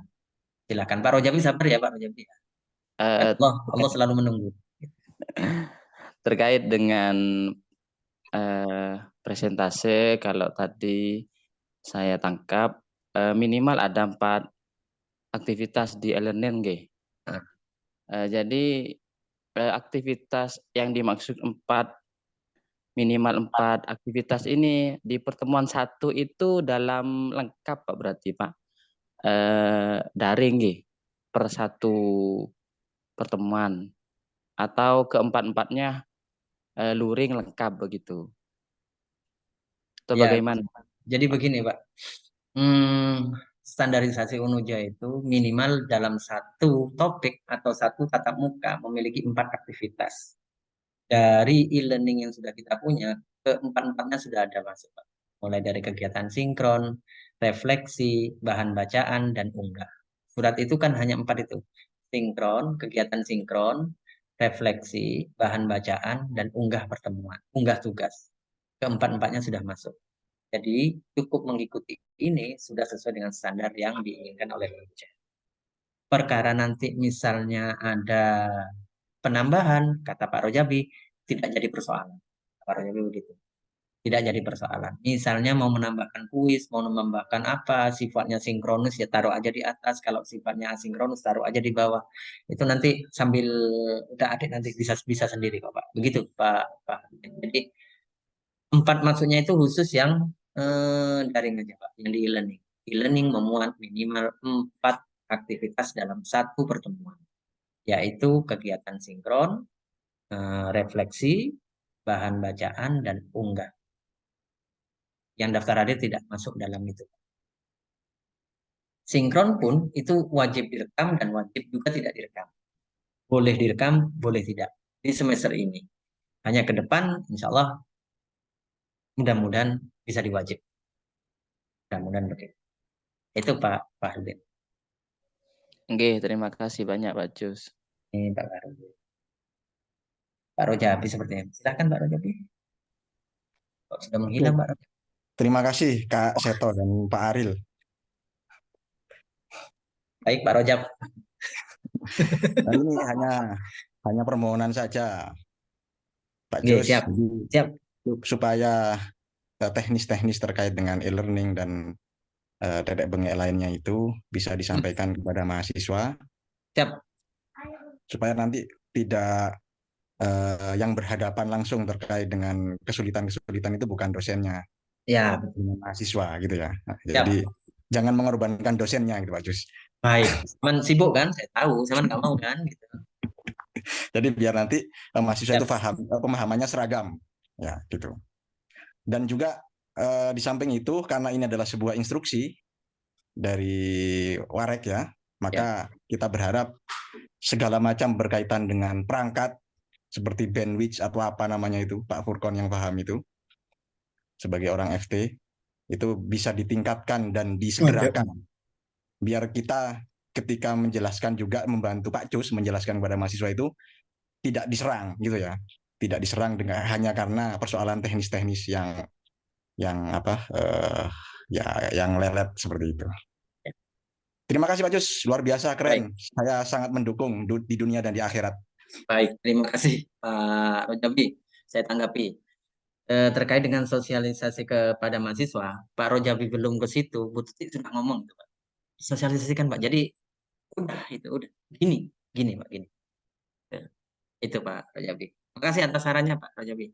Dan kebetulan memang kita punya rencana untuk mensosialisasikan e-learning ini, mensosialisasikan kebijakan ini kepada mahasiswa.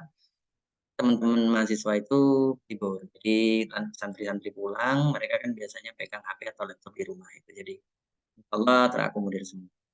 Gitu. Momennya memang pas Bang. Harapan kami adalah dosen menyusun RPS dan beberapa perangkat-perangkat dalam e-learning misalnya, sedangkan mahasiswanya itu sudah dalam kondisi siap menerima segala yang disodorkan dan disajikan oleh dosen. Gitu. Terus ini belum dijawab pertanyaan saya tadi. Bu Olive ini yang error yang mana Pak? Bu. Nggih, Pak. Kemarin tuh sudah saya coba karena memang itu mungkin karena di set untuk Google Meet nggih, Pak. Nggih, Jadi betul. waktu saya ganti linknya Zoom, ketika diklik itu error nggak bisa. Nggih. Jadi di kebijakan itu hanya menggunakan Google Meet, Bu. Karena kami berpikir untuk misalnya Zoom itu kan teman-teman kan gimana ya? Kan berbayar itu Bu kalau ingin lebih dari 40 atau 45 menit itu ya. Sedangkan untuk berbayarnya itu kami berusaha untuk tidak membebankannya kepada dosen. Jadi kami berpikir kalau misalnya menggunakan fasilitas Unuja saya rasa belum lah gitu. Ya saya tidak tahu mungkin bisa kita pakai Zoom ya. Sama yang premium mungkin bagaimana ya masih coba kita berpikir itu dulu agar ke depan nanti mungkin bisa diterapkan mungkin masih coba kita hitung-hitung boleh untuk yang Zoom-nya. Sementara kita pakai yang Google Meet. Kecuali Pak siapa itu tadi Pak Rojabi Google Meet-nya berbayar itu. Juga dapat hibah dari mana-mana bukan dari atas. Itu Pak Rojabi pakai Google Meet yang berbayar juga Pak Rojabi ya, bahkan bisa merekam kata Pak Rojabi. Jadi kalau mau ngapung silahkan ke Pak Rojabi itu, biar cepat habis punya Pak Rojabi itu. Enggak bercanda itu Bapak Ibu. Gitu Bu Olive. Jadi sementara kami standarisasinya ada di mana di Google Meet dan itu harus melalui e-learning. Jadi aksesnya teman-teman itu melalui e-learning. Jadi ada apa ya? Ada historinya maksudnya, ada histori bahwa e-learning ini digunakan oleh dosen dan siswa. Baik, terima kasih Bapak. Oh, mau tanya satu lagi Pak. Nggih. Untuk link Google Meet-nya itu apakah menggunakan akun kita sendiri yang dari Unuja itu Pak? Bukan, kita bikin sendiri. Dosen kan bisa buat akun, kemudian kita dengan buat. email yang Unuja itu Pak. Ya kalau memang bisa pakai itu silahkan pakai. Kalau saya sih biasanya pakai. Saya kan punya 3 email, Bu. Saya punya 3 Bisa. email.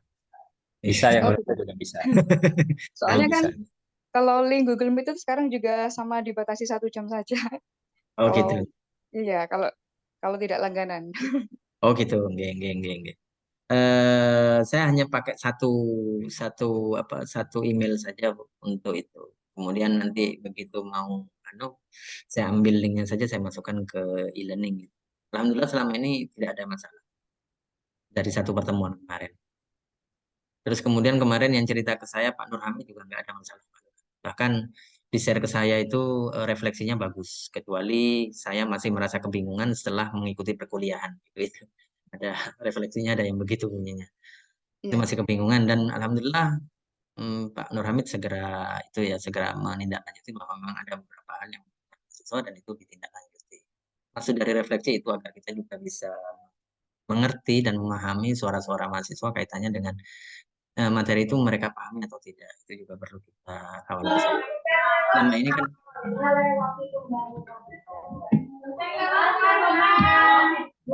sponsor Pak, sponsor, sabar.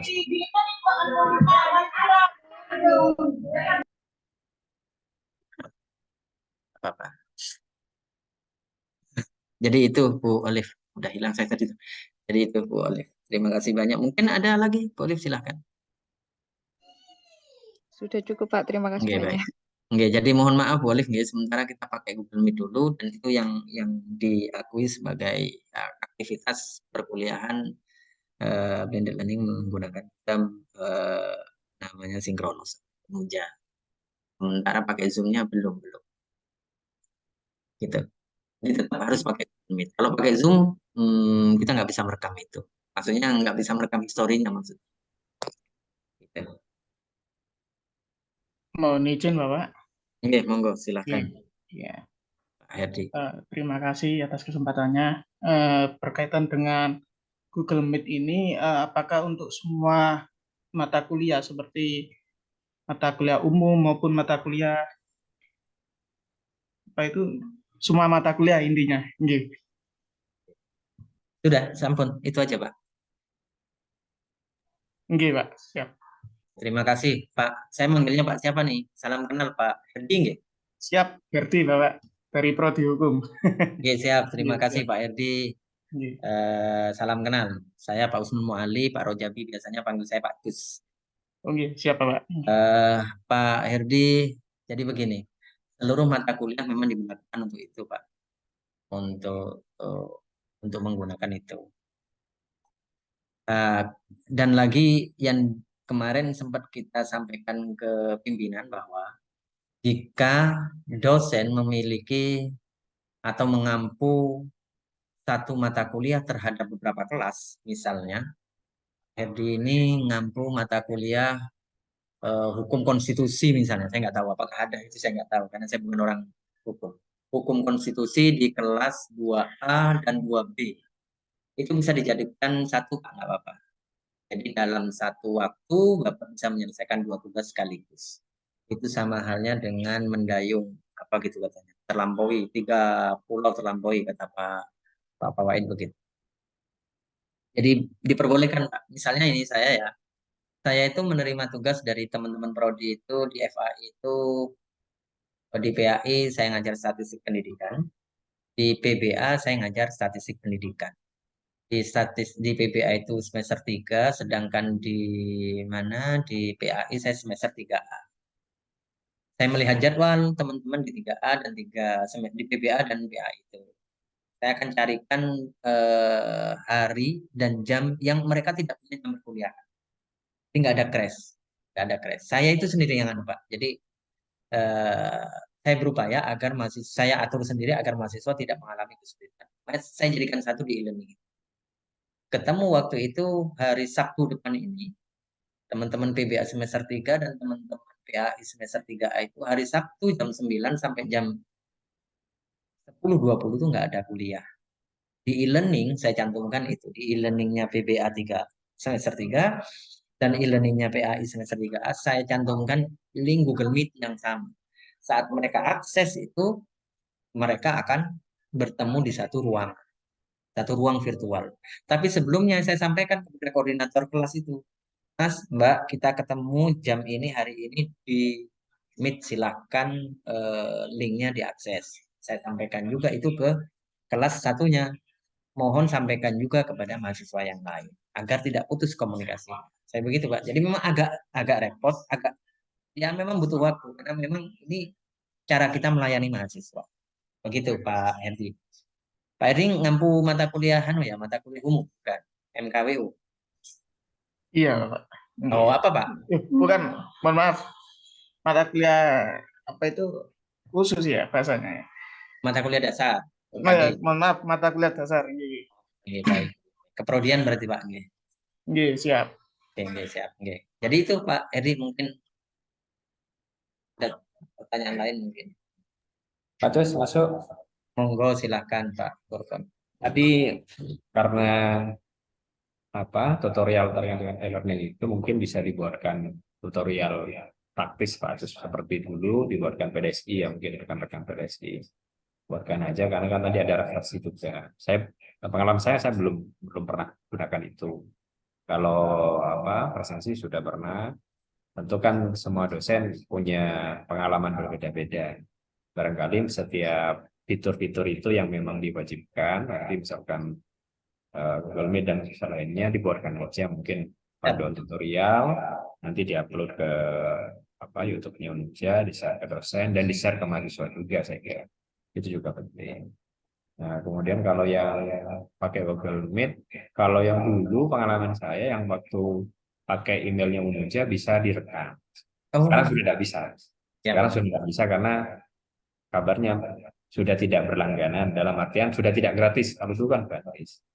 Nah, jadi kalau durasinya saya belum pernah, beberapa semester ini belum pernah pakai yang Google Meet. Kalau dulu pakai karena gratis dan bisa direkam. Nah, mungkin salah satu solusinya ya tadi ada aplikasi tambahan begitu Tambahan, betul. rekam layar. Oke. Itu mungkin bagus Oke, sehingga siap, makasih. jadi paham. Oke, jadi perlu kami sampaikan juga Pak Furkan dan teman-teman bahwa bukan hanya tutorial yang kita siapkan, saat ini kita juga sedang menyusun 2 pedoman, yaitu pedoman penyusunan RPS dan pedoman pembelajaran karakteristik itu dan metode pembelajaran yang digunakan itu. Insya Allah tidak kalah dengan LP3M, minggu depan sudah bisa kita kumpulkan Pak Furkan. Kalah dengan LP3M. Minggu depan kita coba. Tidak mendengar omongan saya. Terima kasih. Baik, ada lagi Pak Furkan? Udah, baik. Cukup. Siap. Monggo Bapak Ibu yang lain dipersilakan.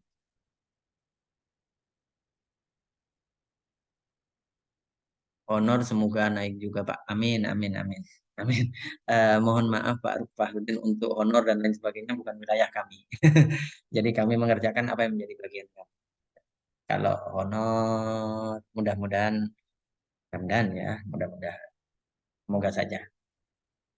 Kita doa sama-sama. Amin. Saya bantu jawab Pak Cus. Kalau honor itu, kalau jabatan akademiknya naik ke lektor ada tunjangan. Kalau profesor ada tunjangan. Kalau serdas juga ada tunjangan begitu. Maka rajin-rajin tridharma. Begitulah kira-kira. Iya, betul. Agar menguntungkan, agar tugasnya Pak Fawaid agak ringan gitu kan. Betul, meringan tugasnya Pak Fawaid begitu, biar tidak terlalu berpikir sampai ngalkal otaknya gitu.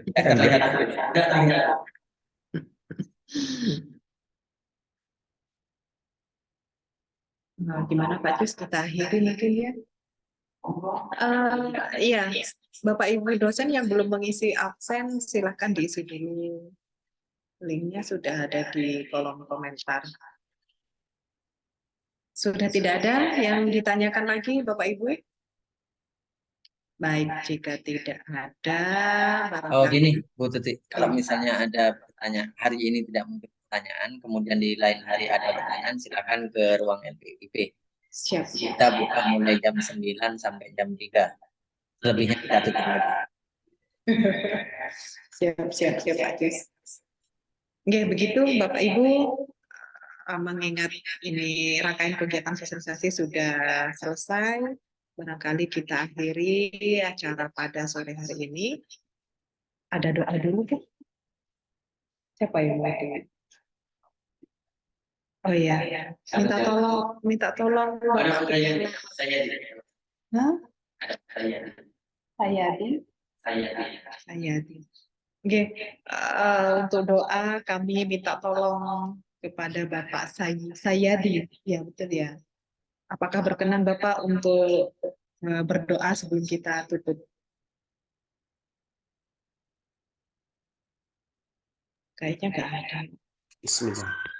Oh, ya. اللهم صل وسلم على سيدنا ونبينا مولانا محمد حمدا يوافي مزيدا يا قاضي الحاجات يا مجيب الدعوات يا سميع الدعاء يا بصير يا مجيب السائلين إنك على كل شيء قدير برحمتك يا أرحم الراحمين. اللهم اغفر لنا ووالدينا وارحمهما كما ربيانا صغارا. اللهم اجعل جمعنا هذا جمعا مباركا مرحوما واجعل تفرقنا من بعده تفرقا معصوما ولا تجعل فينا ولا معنا ولا بيننا شقيا ولا محروما. اللهم لا تدع في مقامنا هذا ذنبا إلا غفرته ولا دينا إلا قضيته ولا هما إلا فرجته ولا مريضا إلا شفيته ولا مريضا إلا شفيته ولا حاجة من حوائج الدنيا والآخرة إلا قضيتها وسهلتها ولا عيبا إلا سترته ولا عدوا إلا كفيته ولا ضالا إلا أهديته ولا عسرا إلا يسرته ولا سائلا إلا أعطيته وأهديته. اللهم إنا نعوذ بك من الهم والحزن ونعوذ بك من العجز والكسل ونعوذ بك من العجز والكسل ونعوذ بك من الجبن والبخل ونعوذ بك من غلبة الدين وقهر الرجال. اللهم اكفنا بحلالك عن حرامك وأغننا بفضلك عمن سواك. اللهم فقهنا في الدين وعلمنا التأويل. اللهم إنا أمسينا منك في نعمة وعافية وستر فأتم علينا نعمتك وعافيتك وسترك في الدنيا والآخرة. ربنا ولا تحملنا ما لا طاقة لنا به ربنا ولا تحملنا ما لا طاقة لنا به. ربنا آتنا في الدنيا حسنة وفي الآخرة حسنة وقنا عذاب النار. وصلى الله على سيدنا محمد وعلى آله وصحبه وسلم. سبحان ربك رب العزة عما يصفون وسلام على المرسلين. اهدنا الصراط المستقيم صراط الأنبياء والمرسلين. ربنا تقبل منا دعاءنا بأسرار الفاتحة. أعوذ بالله من الشيطان الرجيم. بسم الله الرحمن الرحيم. الحمد لله الرحمن الرحيم مالك يوم الدين إياك نعبد وإياك صراط الذين أنعمت عليهم غير المغضوب عليهم ولا الضالين آمين. Oke, sekali lagi saya ucapkan terima kasih kepada Bapak Ibu. Marilah kita tutup kegiatan pada siang menjelang sore hari ini dengan bacaan hamdalah. Alhamdulillahirabbil alamin. Terima kasih Bapak Ibu. Selamat beraktivitas kembali. Kurang lebihnya mohon maaf. Assalamualaikum warahmatullahi wabarakatuh. Terima kasih Bapak. Waalaikumsalam warahmatullahi wabarakatuh.